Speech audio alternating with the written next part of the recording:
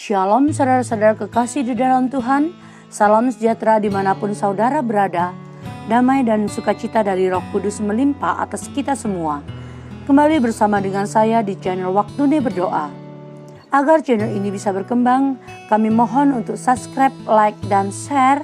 Tanpa saudara-saudara seiman, channel ini tak berarti apa-apa. Terima kasih. Sebelum kita berdoa, marilah kita mendengarkan renungan firman Tuhan dengan tema mujizat pasti terjadi asal kita tetap percaya. Kita sama-sama baca Yohanes 4 ayatnya yang ke-46 sampai 54. Maka Yesus kembali lagi ke Kana di Galilea, di mana ia membuat air menjadi anggur, dan di Kapernaum ada seorang pegawai istana, anaknya sedang sakit. Ketika ia mendengar bahwa Yesus telah datang dari Yudea ke Galilea, pergilah ia kepadanya, lalu meminta supaya ia datang dan menyembuhkan anaknya, sebab anaknya itu hampir mati.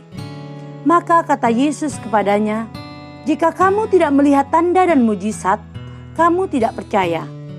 Pegawai istana itu berkata kepadanya, "Tuhan, datanglah sebelum anakku mati." Kata Yesus kepadanya, "Pergilah, anakmu hidup." Orang itu percaya akan perkataan yang dikatakan Yesus kepadanya, lalu pergi. Ketika ia masih di tengah jalan, hamba-hambanya telah datang kepadanya dengan kabar bahwa anaknya hidup. Ia bertanya kepada mereka, "Pukul berapa anak itu mulai sembuh?"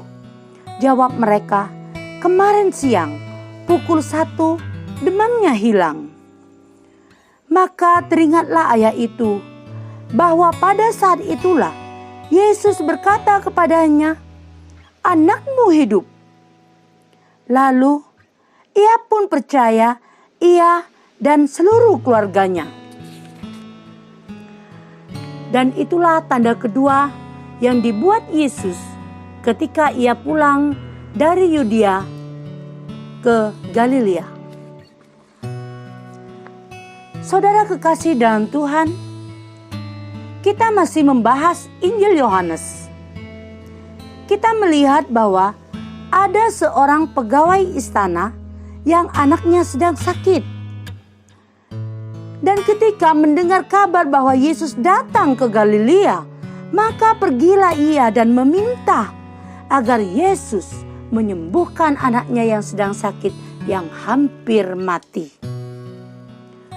Tuhan Yesus mengingatkan pegawai istana yang percaya pada Yesus hanya karena melihat mujizat. Dan bila tidak melihat mujizat, pegawai istana itu tidak percaya.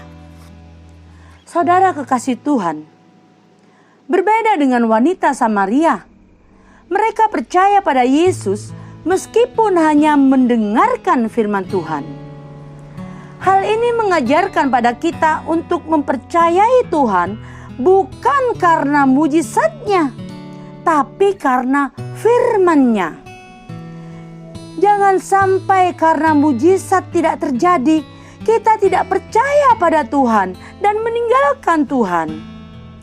Saudara kekasih Tuhan, kita harus tetap percaya pada Tuhan dalam kondisi apapun. Pegawai istana itu meminta pada Tuhan untuk datang ke rumahnya sebelum anaknya mati. Namun Yesus berkata kepadanya, "Pergilah, anakmu hidup."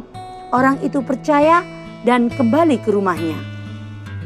Setelah perjalanan hambanya itu mendengar kabar bahwa anaknya itu hidup.